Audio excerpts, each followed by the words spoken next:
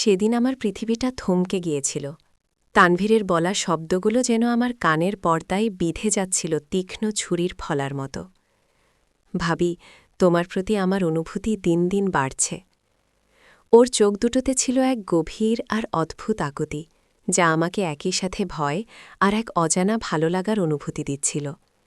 আমি ওর দেবর, আমার স্বামীর ছোট ভাই। এমনটা কিভাবে সম্ভব? আমি স্তম্ভিত হয়ে দাঁড়িয়েছিলাম, যেন আমার পায়ের নিচের মাটি সরে যাচ্ছিল। জীবন যে এমন অপ্রত্যাশিত মোড় নিতে পারে তা সেদিন প্রথম উপলব্ধি করেছিলাম। মায়া ব্লগসের সকল শ্রোতাদের জানাই সাদর আমন্ত্রণ। আশা করি আপনারা সবাই ভালো আছেন। আজকের গল্পটা হয়তো আপনাদের মনে এক অন্যরকম তোলপাড় সৃষ্টি করবে। অনুরোধ করব, যদি সম্ভব হয় তাহলে হেডফোন ব্যবহার করুন। আর আমাদের চ্যানেলটি যদি এখনও সাবস্ক্রাইব না করে থাকেন, তবে অনুরোধ করব সাবস্ক্রাইব করে আমাদের পাশে থাকুন। আপনার একটি সাবস্ক্রিপশন আমাদের নতুন নতুন গল্প নিয়ে আসতে অনুপ্রেরণা যোগায়। চলুন তাহলে শুরু করা যাক আজকের হৃদয়স্পর্শী গল্প। আমার নাম সাদিয়া, আমি চট্টগ্রামের মেয়ে। আমাদের পরিবারটা ছিল বেশ সাধারণ কিন্তু ভালোবাসায় ভরা। আমার বাবা একজন স্কুল শিক্ষক ছিলেন আর মা গৃহিণী। ছোটবেলা থেকেই আমি একটু চুপচাপ স্বভাবের ছিলাম, পড়াশোনা আর বই নিয়েই আমার জগৎ। যখন আমার বিয়ের প্রস্তাব এলো তখন আমি অনার্স ২য় বর্ষে পড়ি। ছেলে ঢাকা থেকে এসেছে, নাম আরিফ। সে একজন সফল স্থপতি, ঢাকায় তাদের নিজেদের বাড়ি, বেশ বড়সড় পরিবার। প্রথম দেখাতেই আরিফকে আমার বেশ পছন্দ হয়েছিল। সুদর্শন, বিনয়ী আর তার চোখে মুখে একটা স্বপ্নের আবেশ ছিল। সেদিনের আড্ডায় মনে হয়েছিল এই মানুষটার সাথেই হয়তো আমার বাকি জীবনটা কেটে যাবে। বাবা মাও রাজি হলেন এবং খুব ধুমধাম করে আমাদের বিয়ে হয়ে গেল। বিয়ের পর আমি যখন আরিফের হাত ধরে প্রথম ঢাকার বাড়িতে পা রাখলাম, তখন আমার মনে ছিল একরাশ স্বপ্ন আর খানিকটা ভয়। চট্টগ্রাম ছেড়ে অচেনা ঢাকার বুকে নতুন একটা পরিবার, নতুন একটা জীবন। আরিফের বাবা করিম সাহেব একজন অবসরপ্রাপ্ত সরকারি কর্মকর্তা, আর মা শান্তি বেগম খুব ধর্মপ্রাণ এবং রাশভারী একজন মহিলা। তাদের ৩ ছেলে। আরিফ সবার বড়, মেজভাই বিদেশে থাকেন, আর সবার ছোট তানভীর। তানভীর তখন বিশ্ববিদ্যালয়ের ২য় বর্ষের ছাত্র।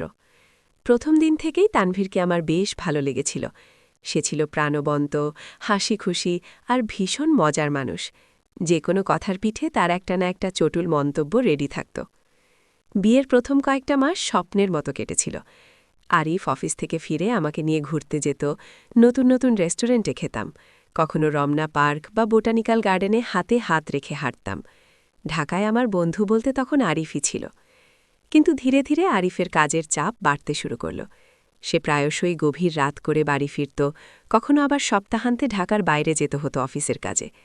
আমার সেই স্বপ্নের জগৎটা যেন একটু একটু করে ফিকে হতে শুরু করল। আমি বুঝতে পারছিলাম আরিফ তার পেশা নিয়ে কতটা প্যাশনেট, তাই তাকে বাধা দিতাম না, কিন্তু মনের গহীনে একটা সূক্ষ্ম একাকিত্ব বাসা বাঁধতে শুরু করেছিল। শ্বশুরবাড়িতে সবাই আমাকে ভালোবাসতেন। শাশুড়িমা তার কাজ নিয়ে ব্যস্ত থাকতেন, সকালে কোরআন তেলাওয়াত, দুপুরে পাড়া প্রতিবেশীদের সাথে গল্প, বিকেলে টিভির সিরিয়াল। তার একটা নিজস্ব রুটিন ছিল। শ্বশুরমশাই বেশিরভাগ সময় পড়ার ঘরে বই নিয়ে কাটাতেন। বাড়িতে কাজের লোক ছিল, তাই আমার তেমন কোনো কাজ থাকত না।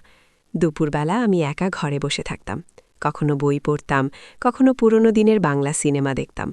সেই সময়েই আমার জীবনের এক অপ্রত্যাশিত অধ্যায়ের সূচনা হল।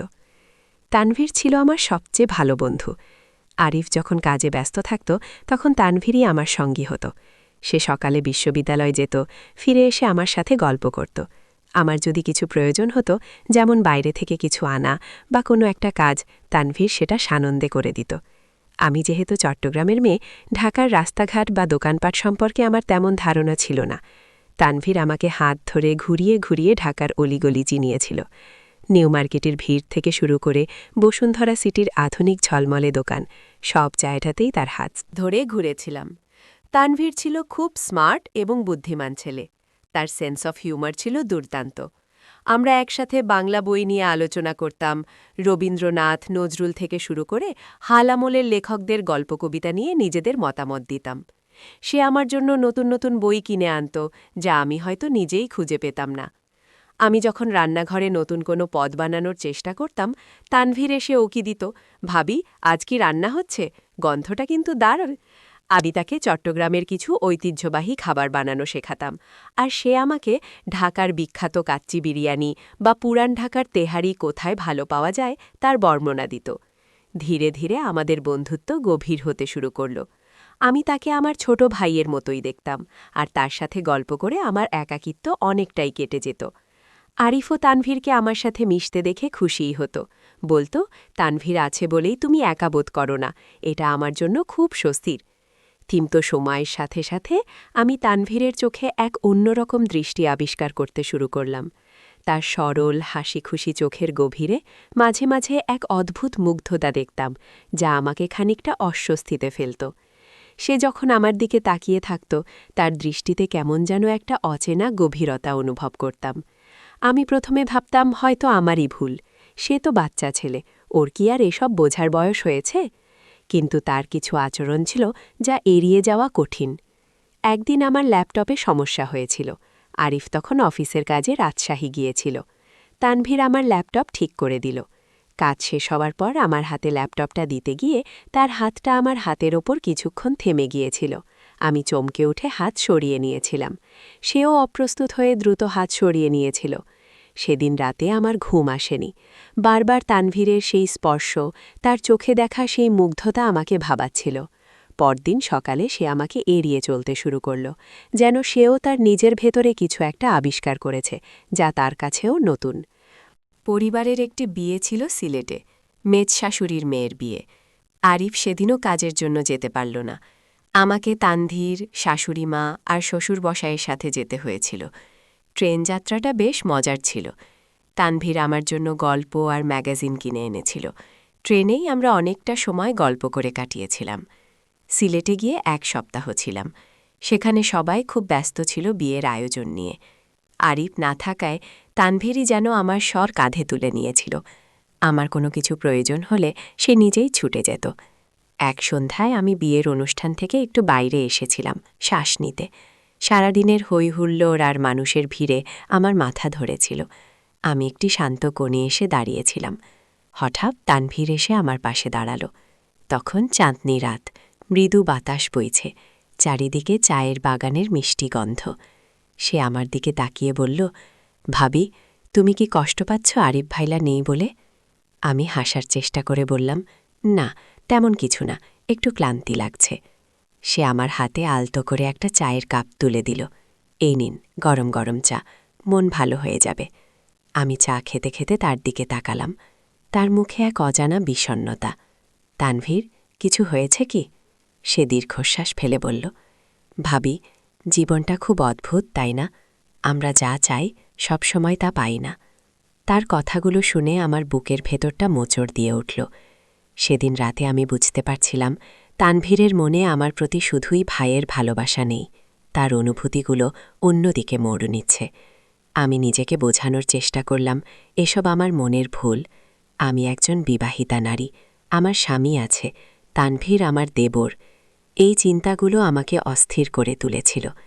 সিলেট থেকে ফিরে আসার পর আমাদের মধ্যে একটা সূক্ষ্ম নীরবতা তৈরি হয়েছিল। তানভীর আমার সাথে আগের মতো স্বাভাবিক আচরণ করার চেষ্টা করত, কিন্তু তার চোখের ভাষা আর তার কণ্ঠস্বরের চাপা আবেগ আমি আর উপেক্ষা করতে পারছিলাম না। আমি তাকে এড়িয়ে চলার চেষ্টা করতাম, তার সাথে বলার সময় সচেতনভাবে একটা দূরত্ব বজায় রাখতাম।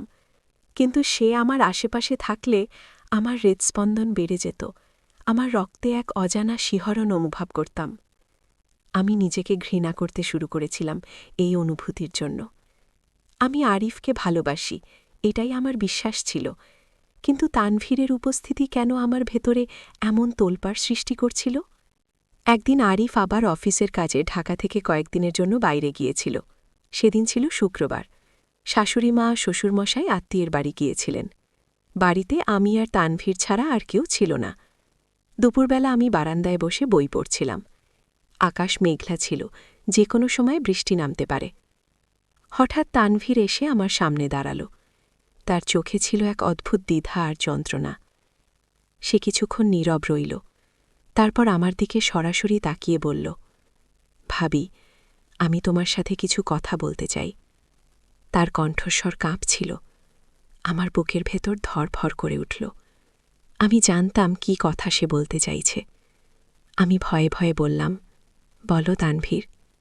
সে আমার পাশে এসে বসল, কিন্তু আমার দিকে তাকাতে পারছিল না। তার চোখ বারান্দার রেলিংয়ের দিকে স্থির ছিল। ভাবি, আমি জানি এটা বলা আমার ঠিক না, আমি জানি এটা ভুল, কিন্তু আমি নিজেকে আটকাতে পারছি না। তার কথা শুনে আমার হাত কাঁপতে শুরু করল। আমি বইটা শক্ত করে ধরে রাখলাম।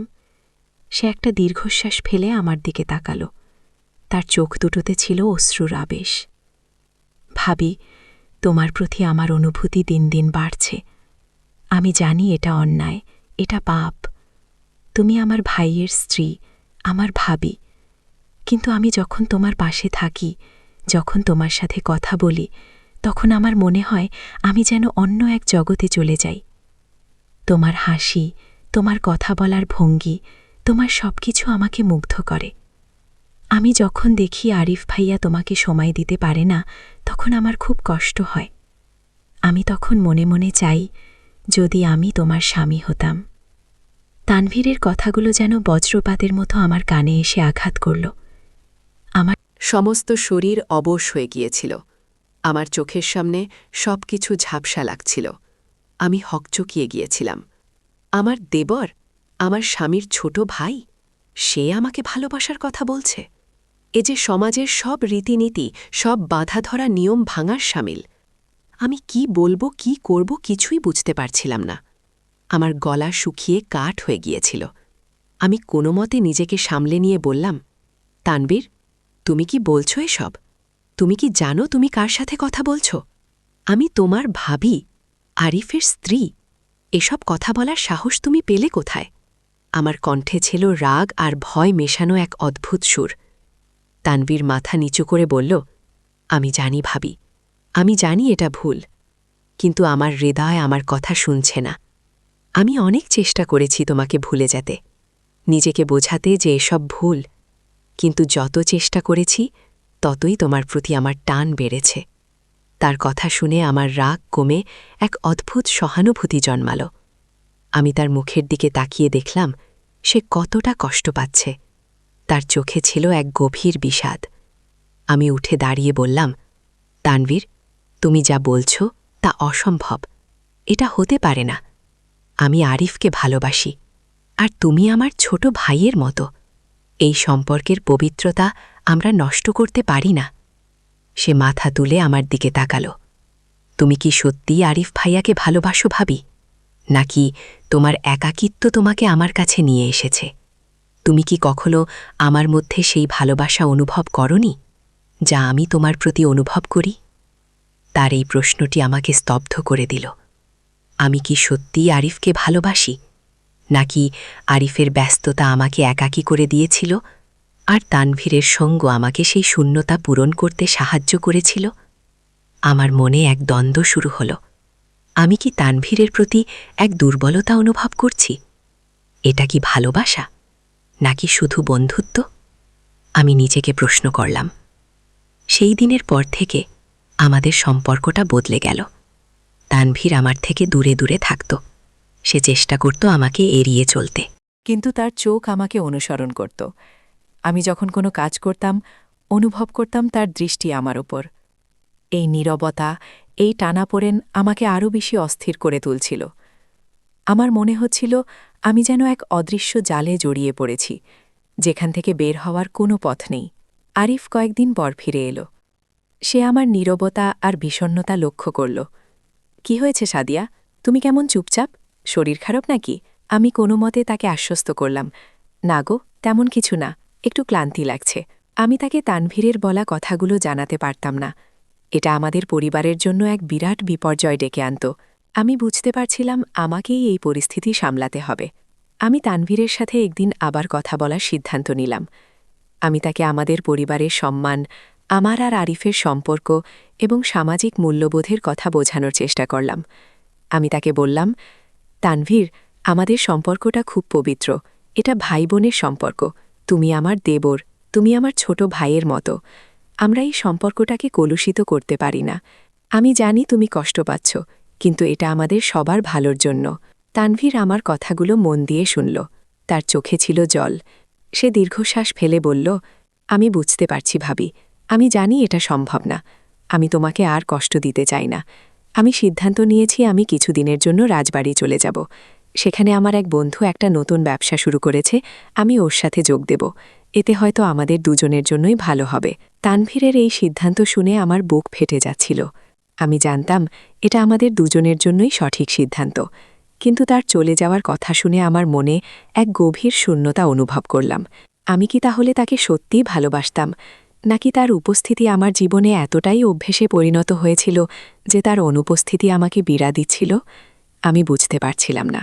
তানভীর চলে যাওয়ার দিন শাশুড়িমা খুব কেঁদেছিলেন, শ্বশুর মশাইও গম্ভীর ছিলেন। আমি তাকে বিদায় জানাতে দরজার কাছে দাঁড়িয়েছিলাম। সে দিকে একবার ফিরে তাকাল। তার চোখে ছিল এক রাশ অব্যক্ত বেদনা। আমার চোখও ভিজে উঠেছিল। সে আমাকে কিছু না বলেই দ্রুত গাড়িতে উঠে চলে গেল। সেই দিন আমার জীবনের সবচেয়ে বড় শিক্ষা হয়ে রইল। তানভীর চলে যাওয়ার পর আমার জীবনটা আবার আগের মতো হয়ে গেল, কিন্তু আমার ভেতরের সাদিয়া আর আগের মতো ছিল না। আমি বুঝতে পারলাম জীবন কখনো কখনো অপ্রত্যাশিত মোড় নেয়। কিছু অনুভূতি থাকে যা প্রকাশ করা যায় না। কিছু সম্পর্ক থাকে যা সমাজের বাঁধাধরা নিয়মের বাইরে গিয়েও গভীর হয়, কিন্তু সেগুলোকে মেনে নেওয়া যায় না। আমি আরিফের প্রতি আমার দায়িত্ব আরও ভালোভাবে পালন করতে শুরু করলাম। তার ব্যস্ততার মাঝেও আমি তাকে সময় দেওয়ার চেষ্টা করতাম, তার সাথে মন খুলে কথা বলতাম। আমাদের সম্পর্কটা আরও গভীর হল, কিন্তু আমার মনের গভীরে তানভীরের জন্য এক অব্যক্ত বেদনা রয়ে গেল। আজও যখন আমি তানভীরের কথা ভাবি, তখন আমার মনে এক মিশ্র অনুভূতি তৈরি হয়। তার সরলতা, তার ভালোবাসা, তার আত্মত্যাগ সবকিছু আমাকে শিখিয়েছে যে ভালোবাসার পথ কতটা দুর্গম হতে পারে। আমি বুঝেছি প্রতিটি মানুষের জীবনে কিছু না কিছু অপ্রত্যাশিত ঘটনা ঘটে, যা আমাদের জীবনের মোড় ঘুরিয়ে দেয়। এই ঘটনা আমাকে শিখিয়েছে কিভাবে কঠিন পরিস্থিতিতে নিজের বিবেককে প্রশ্ন করতে হয়, কিভাবে সমাজের প্রতি নিজের দায়িত্ব পালন করতে হয়, আর কিভাবে ভালোবাসার এক অন্য রূপকে উপলব্ধি করতে হয়। এই ঘটনা আমার জীবনের সবচেয়ে বড় শিক্ষা হয়ে রইল। জীবন আসলেই জটিল, আর মানুষের মন তার চেয়েও বেশি জটিল। প্রিয় শ্রোতারা, আজকের গল্পটা আপনাদের কেমন লাগল? আপনাদের মতামত আমাদের জন্য খুবই গুরুত্বপূর্ণ। যদি গল্পটি ভালো লেগে থাকে তবে অবশ্যই একটি লাইক দেবেন, কমেন্ট করে আপনাদের অনুভূতি জানাবেন, আর মায়া ব্লগস চ্যানেলটি সাবস্ক্রাইব করে আমাদের সাথেই থাকুন। এমন আরও অনেক হৃদয়স্পর্শী গল্প নিয়ে আমরা আপনাদের মাঝে আসব। সবাই ভালো থাকবেন, সুস্থ থাকবেন। ধন্যবাদ।